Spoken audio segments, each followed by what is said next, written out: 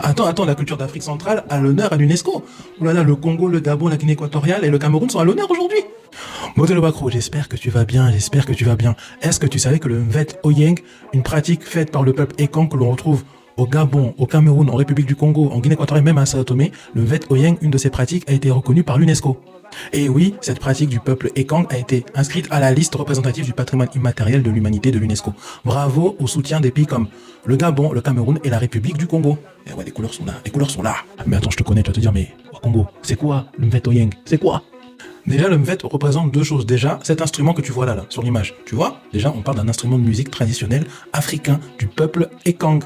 Mais le mvet, aussi appelé le mvet oyang, c'est aussi un récit sur la saga héroïque du peuple Ekang. Donc à la fois, on parle de l'instrument musical et du récit qui raconte l'histoire d'un peuple. Donc c'est super important. D'ailleurs, on doit le mvet à un puissant guerrier qu'on appelait Oyono Adangon. Oyono Adangon. Donc si vous connaissez des Oyono, posez-leur la question d'où ils viennent, parce qu'ils viennent peut-être d'une lignée légendaire. Oyono était un grand guerrier qui accompagna le peuple Ekang dans sa migration. Il devait se battre aussi vers d'autres peuples pour la survie. Oyono Adangon, lors de cette bataille, s'évanouit et rentra dans le coma, et son corps fut transporté pendant une semaine. Et après, il se réveilla et déclara quelque chose d'important à son peuple.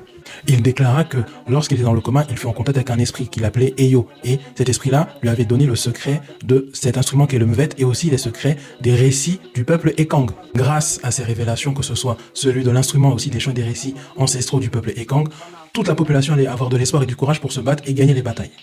D'ailleurs, si tu veux plus de détails ou si tu as plus de détails sur l'histoire du Mvet, mets-le en commentaire, partage ça avec nous, on est dans l'échange. En tout cas, le Wakru, grande nouvelle, le Mvet Oyeng est sur la liste de représentatifs du patrimoine culturel immatériel de l'humanité de l'UNESCO.